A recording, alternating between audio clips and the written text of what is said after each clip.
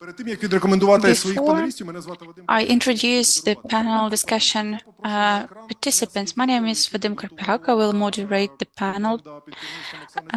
We have prepared a short video by a team on ICTV responsible for civic defense, and these initiatives have been considered as the most efficient. And a lot of people, in particular in Russia, watch these videos. So, as an introduction, let's see a short video.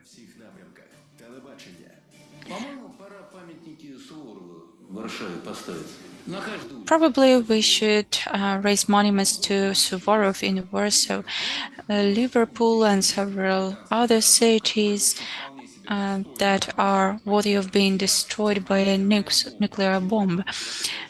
Cinema, where are you going to Crimea? Why in Ukraine? For me, Crimea is Russian. They are rewriting historic facts. So there is no Ukrainian people, no Ukrainian people. They do it even at schools and kindergartens. And Putin did everything right. Crimea propaganda covered all the areas of life in Russia. Vladimir the Great, it sounds good, but we can and should fight, and this struggle is ongoing relentlessly. For how long? Let's discuss that now. So, we will have the discussion with Daria Derivna, advisor of the head of the Presidential Office of Ukraine. We also have Peter Pomerantsev online, senior fellow at Johns Hopkins University. He promised to be with us during the whole hour. He will speak in English, so if you need simultaneous interpretation, please take the devices, the headsets. Akim Halimov, Ukrainian film director, Volodymyr Fedorin, founder of Forbes Ukraine, Katerina Klruk, public policy lead in Central and Eastern Europe at Meta, Olena Tsentilo, journalist. All of these people have something to say as to the topic of this discussion, because it sounds like a truth versus post-truth, Ukraine in the information war. The previous version was how should Ukraine win in the information war, but I insisted to change this wording because according to my conviction, we cannot win in an information war. It's something which goes on. You can win a battle 2 or 3, then you will lose somewhere. So there is no end to an information war in the world we live in. It's a constant process. So it's not about how we should win, but how we should win separate battles. Let's start probably with Daria Zarivna. You will have to speak on behalf of the leadership. Well, I ask you, look, there is a problem. Despite the fact that we have quite a protected information space, protected from Russian influence, there are still gaps, because in the world we live in, we cannot close every gap. There are some surveys which show that some narratives are obviously Russian, and they are directed at discrediting Western values, and there are many examples of it. Ideally, I understand that it's complex, but we would like to have an information wall, iron wall with Russia in terms of information space. Is it possible, in your opinion, and is it necessary? If yes, why? Yes, you used this term of Iron Curtain, information Iron Curtain, and it's a good trigger because I instantly thought back to the times of the Soviet Union. What caused Soviet debacle? I do not think it's economic problems or issues of spread of weapons. I think the Soviet Union was destroyed in the information area Rolling Stones and Metallica, porn videos, and of course, jeans as a metaphor, as a symbol of the free world. And so, honestly, I do not believe in information iron curtain. As such, you were right to say that information opposition is limitless. If we think about the victory in information war, I think that victory in information war is information domination. And I also think that Russia uses information war as a part, as an element, as a component of military efforts. And by the way, the West doesn't understand up until now that there is full-scale information war waged against them, and they place responsibility for this struggle on independent news outlets. And it's not right because the military has to fight here, psyops, and there is this problem. You're right to say that. What can we do about it? First, is blocking, and we already mentioned the topic of blocking Telegram channels. If we look at Russia, we can see that they keep using Instagram, YouTube. These measures do not work even there. Plus, it's expensive. It's a constant game. It's an endless process. So I think that in the modern world, this option of bans, it's not very effective. Option number two, regulating. Since February, the European Digital Services Act has been enforced in the EU. It provides for some requirements as to the activities of social media marketplaces, file processing sites. So fakes have to be deleted. The audit has to be constant. It's something we want, but there are a lot of but. Number one, this act is part of the pre-existing legislation. Secondly, there are some levers in Europe we do not have, which help to enforce these tools, these documents. Plus, the tech companies themselves are responsible for regulation too. It's a long path, but I think we will come there after some time. It's not something we can do here and now very quickly. Option number three, and I think it's something we can do now, it's increasing media literacy of population, critical thinking, and information hygiene. It's something we've been talking a lot about. There are a lot of NGOs, civil society organizations dealing with it, but there is no other way. It's something we have to keep doing, and I think that to support what you said before, I think that even when this active phase of war ends, our information war will last forever with Russia. And it's an information thing which has to go on at all levels. It has to be an element of educational policy, in state policy, at the level of educators, and we have to teach fact-checking. We have to organize different broad campaigns. And there is a phrase, something it was by Otto von Bismarck, but actually it was Oscar Bischoff who said it, a geographics teacher, that the wars can be won by teachers. So information war, in my opinion, is won by teachers. And I think this media literacy component and critical thinking component is crucial in the educational area. Another important aspect, civil society. I think that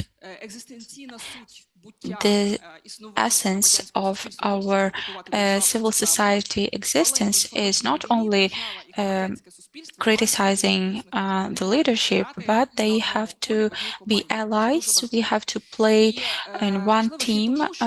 It's very important. And in our post-Soviet countries, There is huge disrespect to the official position of the authorities. I think it's a post-Soviet trauma.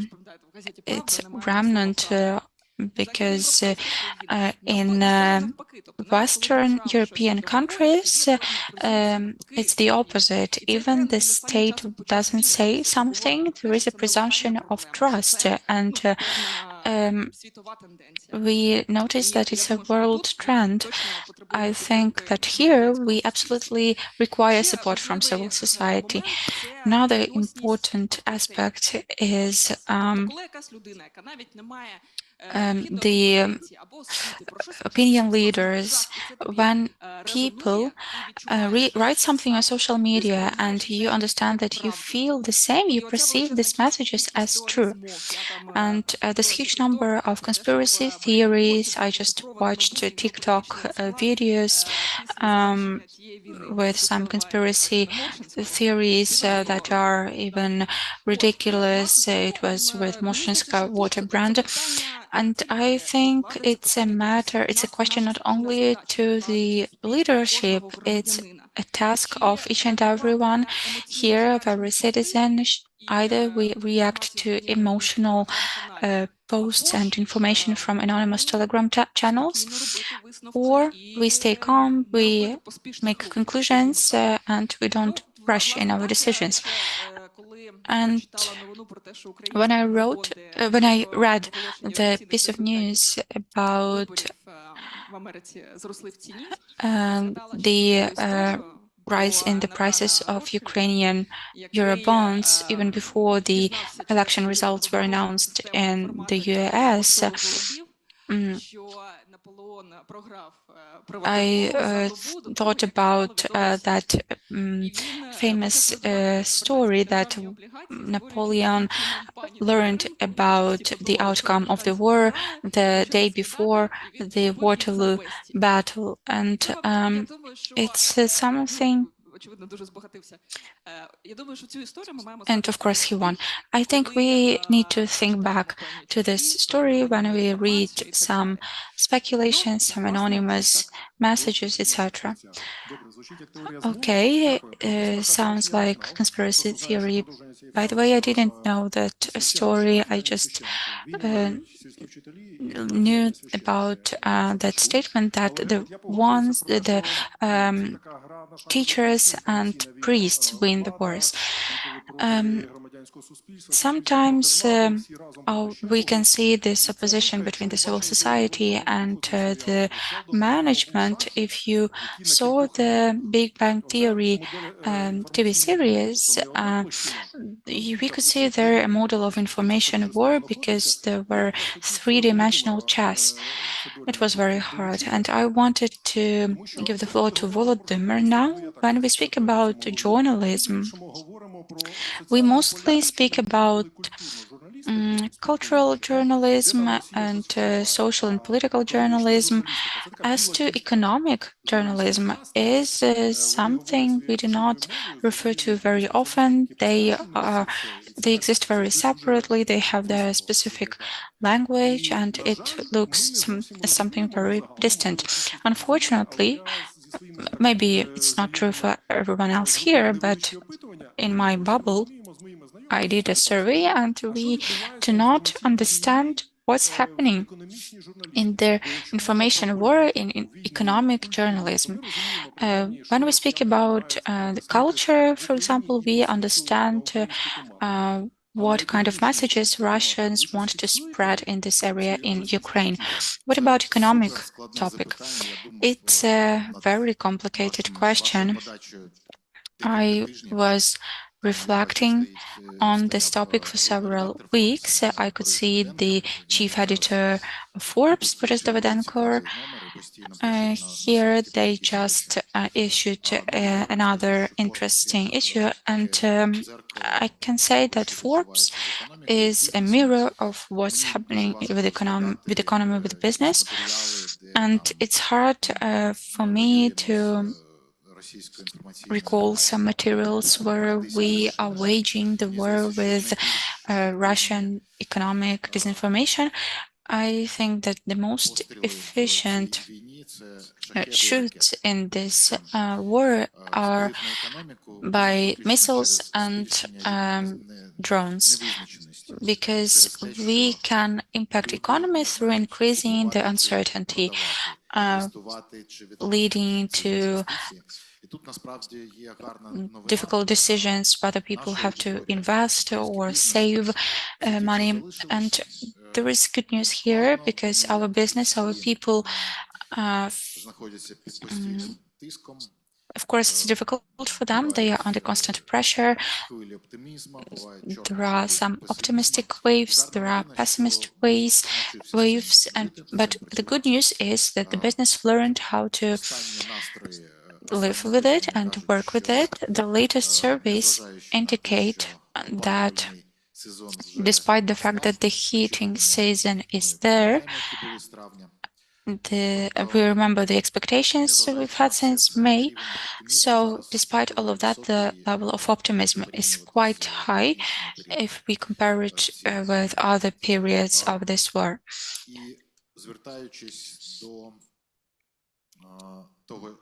And again, from what Forbes says and writes about, it's not Moscow agents, but our, let's say, actors,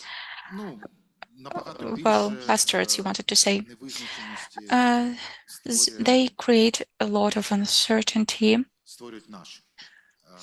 Our own agents create a lot more uncertainty. Our law enforcement agencies, our courts, people who find reasons to spread disagreement, to attack their own people instead of other things. So it's a big problem. I think Forbes is not participating in information war, and they are doing their jobs this way because they are not the military. They work for Ukrainian business. They work with their audience for people to know that true information is spread through Forbes, and if there are mistakes, they will be corrected. And I would like to continue to pick up on what Daria said. Actually, information domination is not about bans. This European regulatory act will not work in full. For the last 20 years, the US have been growing much faster, and they are more prosperous than Europeans. And in the last issue, we could see a big dialogue on higher education. The rectors of the best private and state universities engaged in a dialogue, and they said that our current problem is not that much the quality of our professors and teachers, but the quality of the secondary education. The first-year students are not ready for higher education, and we need to improve their basic knowledge. So bans will not work. Investments in the educational system we could see during previous years will not work. You did a lot, United 24, incredible energy that the office of the president and the president himself conveyed to the society throughout the times of the full-scale invasion is great. But I would like to rely on what you mentioned about information domination. So we have to create such a content that people need. It might be business journalism, it might be cultural journalism, it might be some kind of explosion that for the third year we have already been noticing it. This boom on the stages of Ukrainian theaters. They are our hidden arms. That's what people need. So that's why we need to focus to create that content that people need. That video that we have shown, it seems to me that this Russian propaganda, it's working in Ukraine. It can work in Ukraine only against them because we only feel ugliness when we see this. The best propaganda that they spend billion of dollars every year. So that's why I would like to encourage everyone who's present here to create texts, films, songs, because otherwise we will have nothing to dominate with. To create more content. Okay, so the idea of prohibition of something looks like a fast solution, but when Dasha was talking about our talk, then before this panel, I was in my communication with experts from those informational campaign. We were talking about prohibition of Telegram. You have probably heard about them. Yes, just to prohibit, and that's it. But experts who are a little bit deeper in this topic, they say that you see, there was ВКонтакте and Одноклассники. ВКонтакте belonged belonged to Russia, and they had budgets for Contact and Одноклассники. We closed them, but budgets are still there. Now they moved to Telegram, and now we can close Telegram, but the budgets will not go anywhere else. They will move to TikTok, obviously. And if Telegram we can still analyze because we can take text data and it's text network, then in TikTok we'll be absolutely exhausted by analyzing those terabytes of video. So that's why this is always open question. It's the easiest thing to prohibit something, but if it exists, and if there is this content that Volodymyr was talking about, then it will find its way to viewer, listener, reader. And actually, because of this prohibition, I would like to join now Peter Pomerantsev, our British colleague, who actually was researching Russian propaganda really deeply. He has several books, and I really recommend them. So, Mr. Peter, I would like to ask you that we are hearing that in Europe, in this United States, they're also trying to counterfight Russian propaganda. They prohibited Russia Today, Sputnik, but still Russian propaganda is finding its way to access viewers.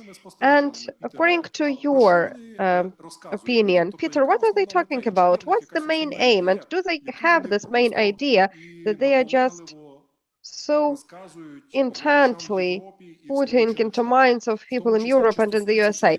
In particular, whether this idea is about Ukraine and war with Russia.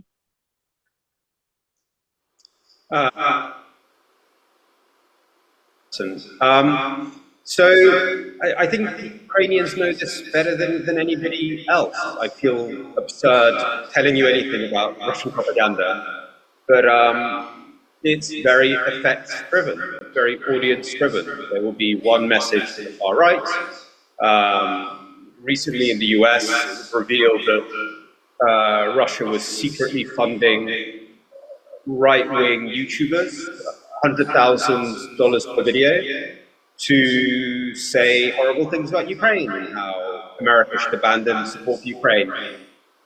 And at the same time, Russia is working in Africa, secretly funding African anti-colonial websites, which are anti-American and left-wing. So look, we know this very well now. They're very effects-driven. They don't think about this as journalism. They think about this as information war. And they have an aim, and they work backwards from the aim. And they have a very large system that works that way.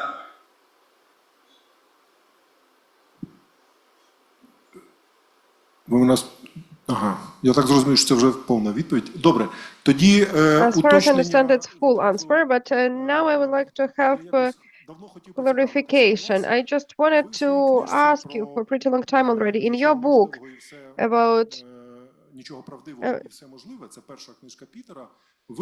anything true and everything is possible, you're discussing the story that propaganda is always based on some kind of huge narrative. This is some kind of big story for example, Soviet propaganda was based since Brezhnev times on the stories about his victory in the uh, Second World War. It was some kind of myth. And now Putin's Russia is continues to exploit this story. But but Russia hasn't created its own big narrative. And as far as I understand from your book, what Russia is now showing as propaganda, it's rather, some information campaigns, but there is no big narrative. What's the problem in this case? Why they don't have this big narrative, in your opinion?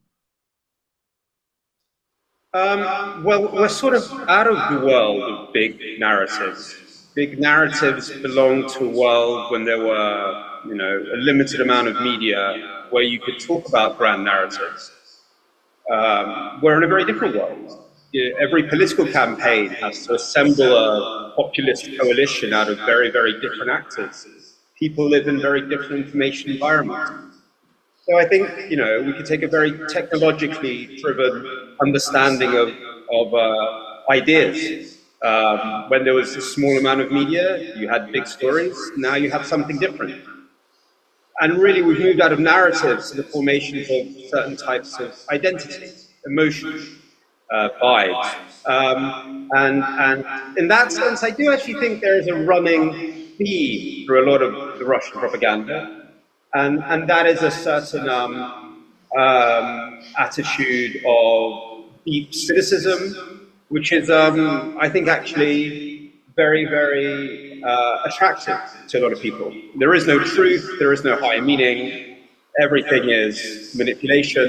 That runs through all their work. It's a sort of an attitude, a tone, and frankly, in a world that's deeply cynical, it's scarily popular.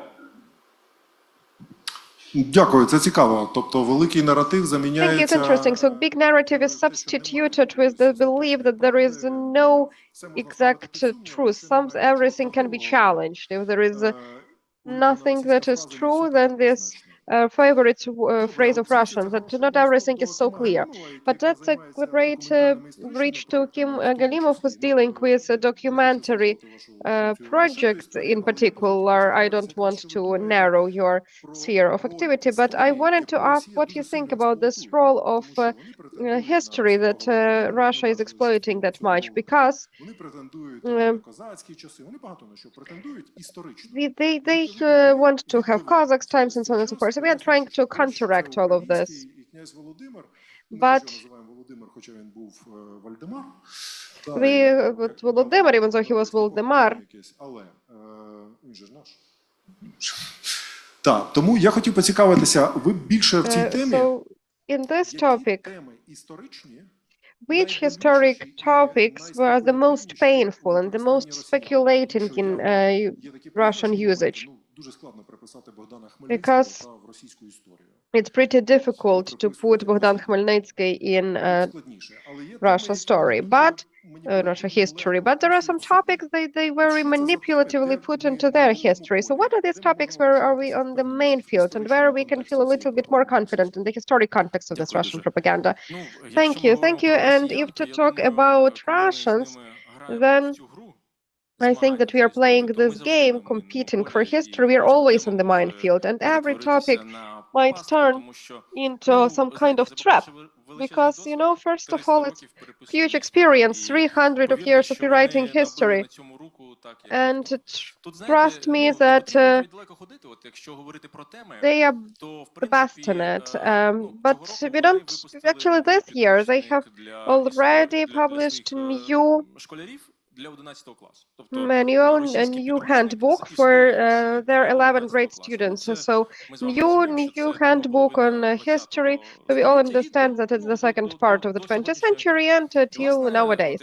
And if to talk about topics, trigger topics, then it seems like the second part of the 20th century in Russia, objectively, lots of interesting things were going on, and probably they could have told about that because rockets were flying into the space and the victory in the Second World War of the Soviet Union, not of Russia. But still, This handbook starts from Ukrainian insurgent army because on the third page it is written that the main task in this period was to fight Ukrainian insurgent army.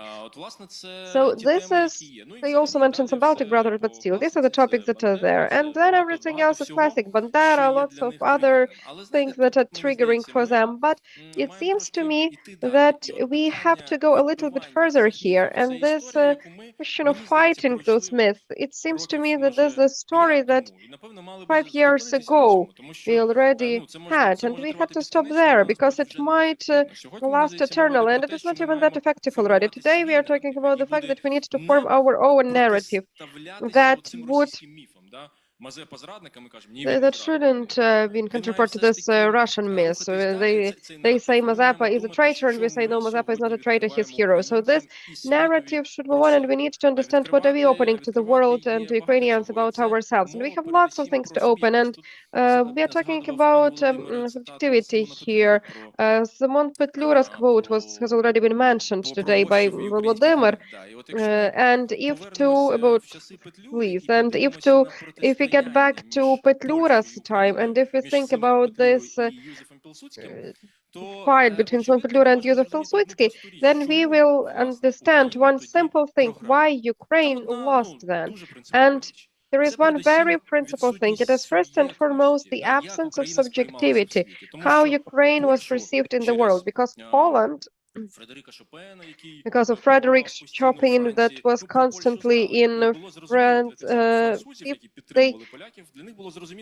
Everyone knew about Poland. It was clear for them what is Poland, but what is Ukraine was absolutely unclear. That's why in this conflict, Entente supported Poland first and foremost, and we ended up in a very difficult situation. Now, everything that Russia is doing, they are looking back in the history. They're trying to use the best examples because, once again, let me read out this quotation from this history handbook because it seems to me that it's important. What is written about Ukraine? That in the 19th century in Austrian Galicia, with financing of intelligence office of staff, they tried to create a Ukrainophile movement, and then when they embedded Ukrainian Russian Ukrainian flag. So what they're talking about, that Ukraine was created by Austrian general staff, and it is the handbook, history handbook that is being printed in 2024. And we need to perceive this handbook like Russian government today is putting vision for their population, because handbooks, they are for children. So what they put into heads of their children, how they want Ukraine to be perceived. And obviously we are talking here that they want to show us as not subject state. There are no Ukrainians. Ukraine is an ultra national creation. That's what they write there. So it's not even the state, it's some kind of creation. And that's what we have to work with. It is about what we have to talk about Russia, and we were talking about the wall here, that without doubt we need to have this informational wall, we need to protect, but we shouldn't be so isolated that we cannot cooperate with them. So it's our task to cooperate with Russian society, because it's not going to go anywhere. Most probably it will not going to go anywhere. And that's why we need to think what shall we put there and how we can there some things that might grow in that society. And another thing is that we need to, of course, produce for Ukraine, for foreign audience. And here is the question: what can make our subjectivity stronger? Culture, Volodymyr has mentioned about it, the content, some things that were not known before, not because they hadn't existed. Once again, Russians always saying, why are you talking about Bulgakov? Where is Ukrainian Bulgakov? They were, but it's just that they were all shot to death. So we need to talk about their cultural heritage, about their works of art, and we are not talking only about literature here. So that's why everything about Ukrainian subjectivity should be important today, in my opinion.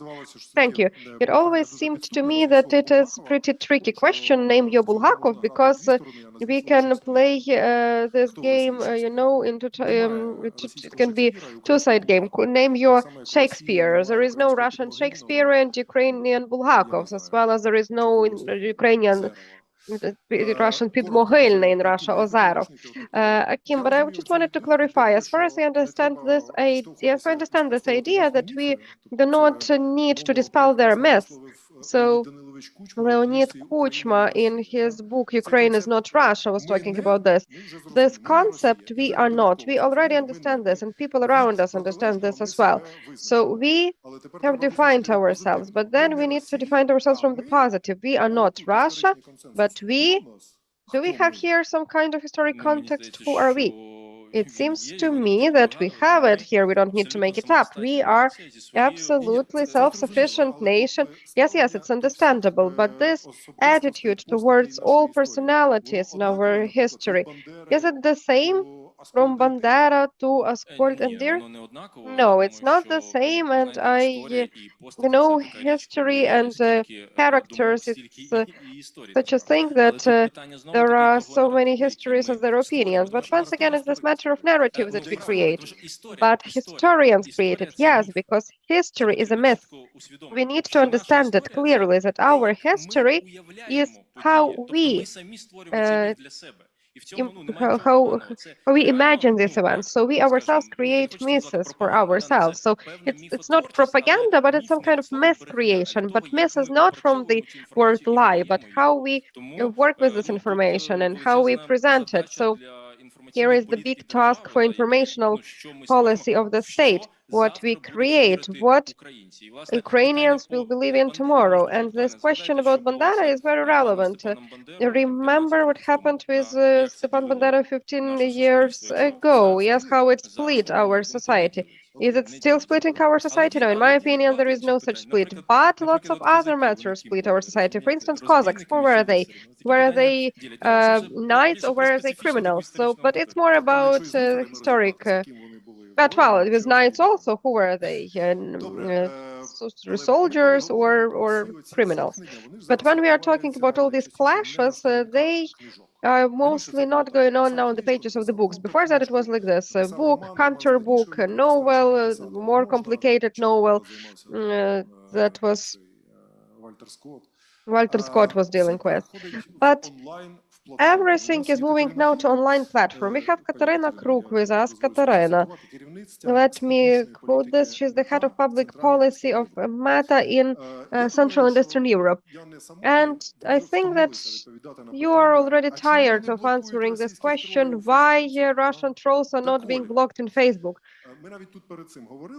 How long is it going to be like that? Even before that, we were talking about this, and you mentioned that not everything is so clear here. No, I was not saying that it was not so clear. No, you were not saying this. I was saying this. So I wanted to ask, if we talk about such a big platform as Facebook, for instance, you're always reporting that we are doing this and that. We banned this amount of Russian trolls. We banned fake pages, spreading fake news. We are doing all of this, but there are still constant complaints. Daria has mentioned this digital act that have to regulate it, but it's still some time while it starts regulating. Very simple question to you. What do you lack as a company to more effectively fight with Russian propaganda, against Russian propaganda? It's a provocative question, of course, and we need to start answering here from the prospect of what is already being done, so that our listeners understand the context, and then we need to get back to that question, what can be done by the platform, digital technical platform, because Facebook and Instagram, its technical platform is a certain set of algorithms.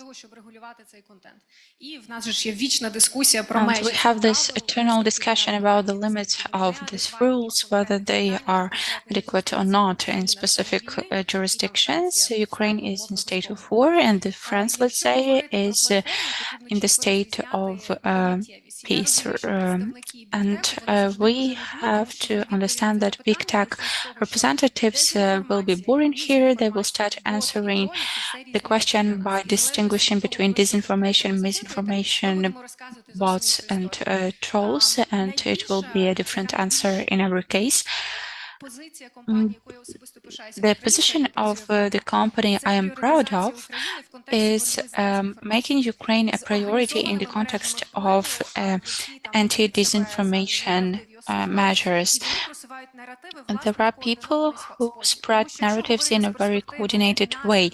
If we take the perspective of us as a global platform who has a lot of data, if we speak about misinformation, the biggest source, the biggest enemy is bad journalism. Can I hug you here? Yes, of course. We can even take a picture.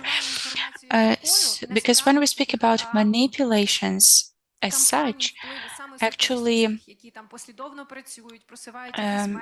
campaigns that would be consecutive in their activities are not so numerous. They go rather in psyops, and the specifics is very interesting. So these clickbaits, engagement baits, low quality articles pose a lot of more problems than Russian influence in the form of misinformation. I will probably break a stereotype that we are the main goal of Russian information attacks and psyops. It's not true. Ukraine is a platform to try different methodological instructions, but on the basis of what we quantified and described and on the basis of background data we have, we can track all the sources, in particular Russia and the investigation agency of Russia, and we can see that they spread harmful messages about states, France, Germany, and sometimes Israel. So unfortunately, you could not open our reports, but I really encourage all those who are present in the hall to do that, because Meta publishes quarterly reports with methodology, how these campaigns worked, and a lot more resources, more time and efforts are put by Russia to separate Ukrainian partners as to for how long they should provide support to Ukraine.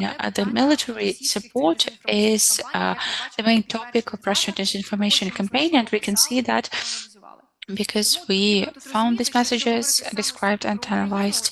So for Russia, Ukraine is quite a small platform. Volodymyr was right to say that we have a lot of local actors who can create this iron curtain, smoke, whatever we call that. Russia works a lot to target the audiences in the West, to deprive Ukraine of its partners, to make Ukraine on its own, or complicate any unions. And then we have the topics of elections. We work with democratic country. For now, for us, it's hard to predict how strong will support of the other countries be. So they work with something spread in the West, the belief in pluralism. Russians use it as a weakness of the West. Another thing I would like to focus on is artificial intelligence and how not only consumption of content, but its creation changes, audio, video, and different kinds of content. So if we think about the new challenges and the new horizons we face, what is critical thinking in the era of ChatGPT? If we speak about school children, a lot of them do not read books. They ask questions to ChatGPT or other equivalents, and they trust what the machine gives them. And we have to think about how the systems of artificial intelligence are trained, whether we can verify this catalog, whether we can trust some state institutions in the process of fine-tuning, because first we gather data, we create algorithms, and the results come from the fine-tuning process, and the task is to give correct information verified for some sensitive topics. So the first knowledge and the first skill everyone should get is emotional stability, because any campaign of internal or external emotional impact means that people react to the content, and we should think about resilience of people in the face of different manipulations and methods. And I think it's not only linked to critical thinking, which is about logic, about facts. It's something which is broader. It's about mental health of children who use internet, actually of all of us who use internet and read news. And the last thing, I understand that I'm shifting here from one topic to another, but the role of Telegram, we all mentioned. On the basis of our experience, we can see that Telegram is the central hub of all information operations in this region. And the fact that Meta, Google, and other platforms have rules of moderation means that we have to prevent this impact. What Meta does, it earns money on advertising. And so first of all, the goal of the target is to prevent others from gaining money on disinformation. And we are working on that since 2016. Fortunately, Ukraine has always been a priority of ours, and we can see that our platforms are a way to garner attention and focus it on Telegram. But the disinformation itself, the information influence is going on everywhere. And tech companies interact and cooperate with each other. We keep exchanging with Google and other companies. While Twitter was not X, we were doing that as well, and it was common practice. We were doing these disrupting campaigns constantly because the campaigns are always taking place throughout different platforms, across platforms. The problem of Telegram is that not only it doesn't cooperate with Ukrainian authorities and European authorities because they are not big platforms which is subjected to DSA, and the European Union does not know what to do with them either. They were never open to cooperation with the same actors. And I agree that banning will lead us nowhere, because I will refer here to your comparison with chess. A platform is a chess board, and it's a space where the information is spread, so this information can be taken to other dimensions. And the most interesting thing for me, from our analysis of Russians' activities, we see that they use Facebook and Instagram as a way to attract attention through advertising and posts. They refer people to other platforms with no moderation, but they create fake websites, and it's a big problem because we go back here to artificial intelligence, how it is created and how it is already changing our view of information, of reliability, of how and where we should look for reliable sources. It's in a very insightful speech, but let's go back to my question. What kind of help do you need on this path? And did you stop interacting with X? They stopped being interested in such kind of exchanges. I'm not surprised. We still have channels of communications, but they do nothing with the signals. As to the help, what do you need to make it effective? As far as I understand, you exchange this information, and what do you need to achieve some results? Probably it will not be modest to say that, but in the context of the tools and powers of tech companies, there are a few things local partners can do that will completely change the rules of play. We work with a lot of data in quite an abstract dimension, and very often we think about where the algorithms should be directed, and that's the area we can interact in with other partners from civil society.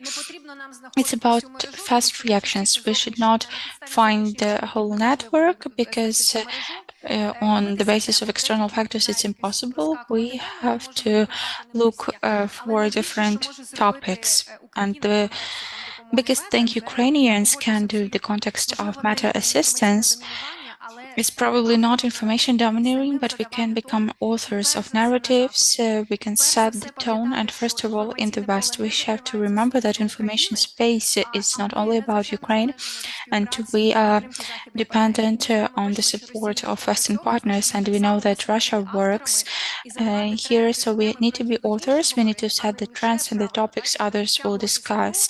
Not only engaging in the game, we will never win in, because fact checking, again, it's a very important element of any work, but it's reactive always. Until the moment a high quality fact checking article emerges, a lot of people will have read the false article. So we have to become stronger.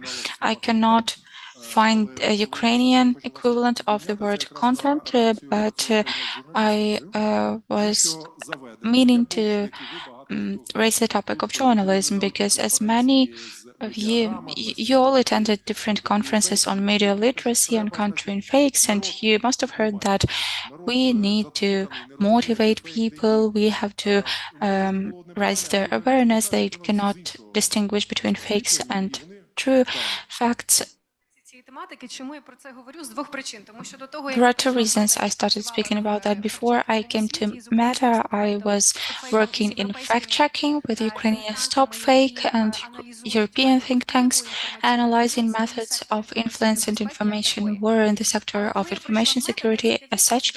But when I came to data, the most interesting thing was access to data, and for every person, their newsfeed will be different, but we can look at huge data sets. And when I looked at what we get in these queues on misinformation, what we check, I was shocked, because that's the biggest problem. It's not about high quality journalism. You're true that almost no one speaks about that. And fact checkers often correct what journalists said, because journalists write articles on the topics they know nothing about, and that's how manipulative topics, facts emerge. Well, artificial intelligence now writes articles, and it puts comma better than most journalists. But my question is now to the next speaker. We have 5 journalists here, and Katerina actually is a fact checker. It was a civic journalism. I started writing on Twitter during Maidan revolution, and I was interacting with many international outlets as an editor. Okay, Peter worked as a journalist as well. Alana, what's your assessment of the situation, and what has to be done with the quality of Ukrainian journalism? Because for me, there is no difference between anonymous Telegram channel with its insights and an article built on anonymous sources completely. Because I might not know the surname of the journalist, it guarantees nothing. What's happening with Ukrainian journalism? Well, nothing strange, nothing that wouldn't happen with Ukrainian society in general. Of course, not journalists are conscious and correcting their operations. Not all doctors use well-proven methods of treatment. We can go back to the basic and deep question: is media business, or does it have a different function?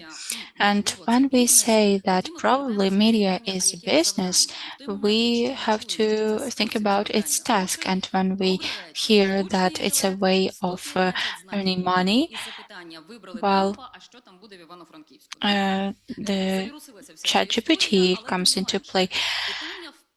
The question of impact of influence on people is related to emotions. We can keep repeating, keep calm, but it won't happen because people are emotional. And my colleagues raised many interesting and substantial questions, but as to journalism, we have to clearly understand the function, why you write or you do not write, you post or you do not post, you say or you do not say something, whatever it is. So a text, a material, a video, what's its final objective? What do you want to achieve? Are you going to harm? Are you going to make no impact? Are you doing that to increase the number of views on your YouTube channel, or you have some added value? We need to understand what we want to do, what we want to bring, what's the added value. People have to invest their times with some purpose. And let's go back to the society. People do not have time to dig deep into any kind of information. They want I'm not trying to minimize here intellectual capacities of the audience, but they want to accelerate the processes. We want to leave more time for our actual life because a missile might hit any building at any moment. So they are looking for short messages on their phone screens. So they want someone else to think for them. Another thing I am observing, fast information will be replaced with slow information. And before, it was not so important to hear every detail, but now most people in my bubble at least listen to YouTube for 20 minutes or so. Before it was 12 minutes.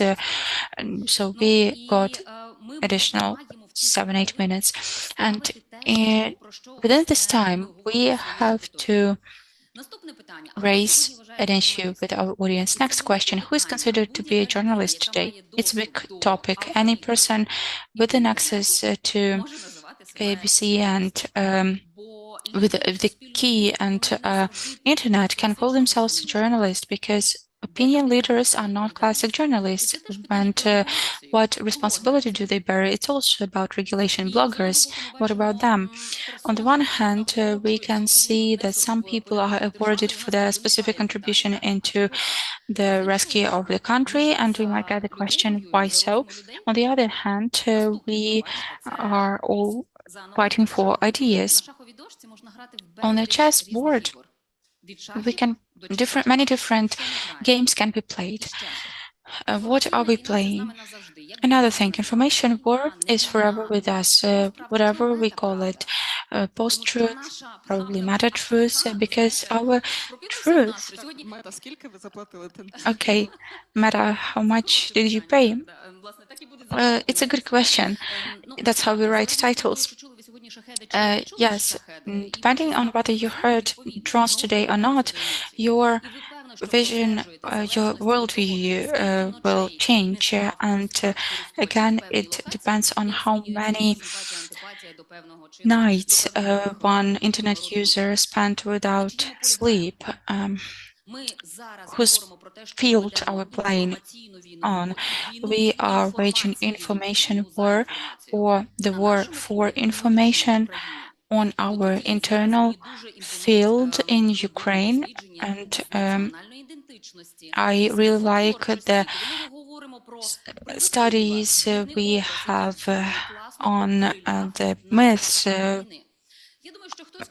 on this war. I think one day someone will measure the interest, the spike in the interest into cooking methods after one lady destroyed a drone with jar. That's a great story, but it's not about journalism. It's about emotions that prevail. Can we play at the field of the enemy? Will we play? And that's my painful matter. We are reactive. We are really reactive. That's what we are doing in this counter-propaganda activity. Volodymyr was saying that this game is for our benefit, paradoxically. But even in my anti-propaganda project, people come and they say, you are lying to us. Let us ourselves watch ugly Solovyov and we will make our conclusions ourselves. Some people write that. I cannot check whether they are really people and whether they sincerely believe in that, but they are with name, with a second name, and the account was not created the day before yesterday. So can we be proactive? And what shall be in this proactiveness? Shall we talk about ourselves, or shall we make Russians to justify their actions? And if that, then what shall we tell them about them? So that's actually what the thoughts we are living with. And concerning quality and not quality journalism, time is needed. And this is the factor of trust. It is beneficial, it is fashionable to be smart and to be honest. When we are talking about Reputation Institute, we need to understand who are the deans, who are rectors there, and what is going to be the punishment if you failed this reputation subject, because canceling as such, it's still a question. Well, you can always change your bubble and start new reputation. Daria has the microphone. Yes, I just wanted to respond, but I would respond a little bit later. No, it's just that I wanted to have one more round on what Olena finished with. How shall we go to this counter-offense right now? But we, as always, have no time. We are all servants of this time. We always lack it. So we have heard about the content, that we need to create the content. Okay, in a nutshell. Just half a sentence about the context. Paradoxical paradox. We're talking about emotions, depth fact checking, and so on and so forth. Dear colleagues, in depth fact checking, just for you to understand, 10,000 people come to watch it. Yes, it's half of the sentence, 10,000 people. So when you say Solovyov was absolutely had outburst and lots of people come to watch this. So we need to understand. So we need to have a picture or video there to have 150. Okay, Katarina. I am always trying to use such public speeches for dispelling the myths of some aspects how platforms work, because actually even people who call themselves some specialists, they don't understand what is algorithm and how do they work. First of all, we mentioned about big text, written text, and so on. 3%, only 3% of content, global content, listen, use social network. That's about socium. That's about community of people or interests. People globally do not come to Facebook and 100% not to Instagram to read news. That's why here, that's the question, how to find this opportunity to deliver news and facts to people. Ukraine was, and maybe still is, there was this huge specific that in Ukraine, Facebook has always been linked in, and there has always been lots of content that might be connected with Maidan and how we were moving from Kontakte more than in other rest of the world. That's why we have different approach of consumption, content consumption on other platforms, and we need to understand, and we saw it in big numbers. This is not the matter of algorithms that a smaller amount of who read it. No, they're just not interested in this. It's just that for fact, for news, we need to find some other news, not social networks. And what is also important in the context of creating content for Ukraine, abroad, and so on, it is the fact that TikTok broke the internet and everything is about video now.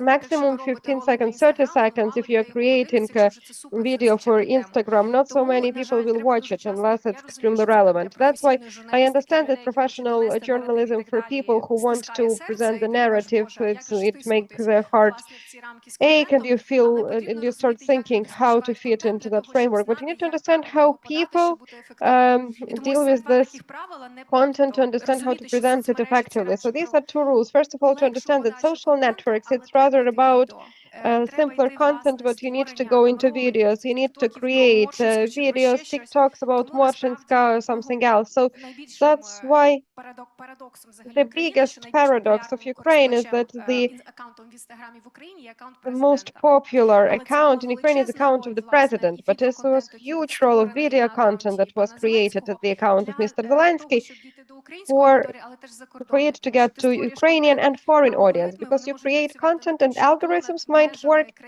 that outside of the country and borders, it will not be sent. Okay, shortly you wanted to ask about informational counter-offense. Counter-offense has strange connotations. If you like my phrase about information domineering, let's use this one. And I wanted to say we need to add a little bit of positive things here, because I do believe that a lot of things are already done. And of course, taking into account such colossal changes in budget, informational infrastructure, we have to act exclusively, symmetrically, as some kind of partisans, and lots of things are not obvious, and it's good that it's not obvious.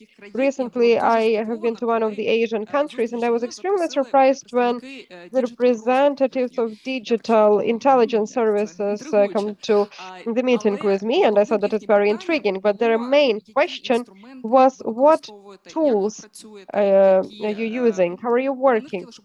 Because they wanted us to share experience. And I understand that after the war, Ukraine really will be this hub that accumulated lots of valuable experience that we will be able to share with foreign countries. We have signed 27 security agreements. In each of them, separate point is information security and fight against misinformation. So we are creating this alliance against lie. We had this idea even of information Reinstein. Right now, not all of our partners are ready for that, but I think that it will be very powerful for them. This is the first time that I mentioned this word powerful for the whole time of our panel, and I think that is my personal success. And concerning your question to Pomerantsev concerning narrative, Russian narrative, recently I have had a talk with Alexei Kovtun. I think you know him. He is my groupmate, of course. So he has mentioned, it is not you thought, but I liked it, that countries, imperial countries, well, not only imperial countries, let's say super states, they are divided into countries that see their golden age behind and appealing to it, and those that believe that golden age is ahead. The first group is the First French Republic, Putin's Russia, the Third Reich. The second group, the Netherlands, the UK, and it is interesting, by the way, that they were in this group and in their post-imperial and pre-imperial period, and this division was interesting to me, because we were talking about Republicans, about the USA, that they came with that slogan, back to our golden age. And this is extremely interesting, because before that, the USA was in the second group. And that is this change of paradigm, pretty serious change of paradigm. And what else I wanted to say is that I don't think that this fast consumption of content has some connection to our country or to the war, because it started long ago. Of course, it's very poetic allusions that we are very fast to leave, but I think that there are some other reasons. We are hurrying to leave, but there are other reasons. Okay, organizers gave me this power, so I would like to wrap up our panel, but just small mental exercise. Do you know what is the most popular Ukrainian YouTube channel? No, you don't know? It's just a thing. I'm afraid that the answer will be very sad for all of us. Don't intrigue us. Masha and the Bear, 16 million subscribers in Ukrainian. That's what I'm trying to say, that we still have to work.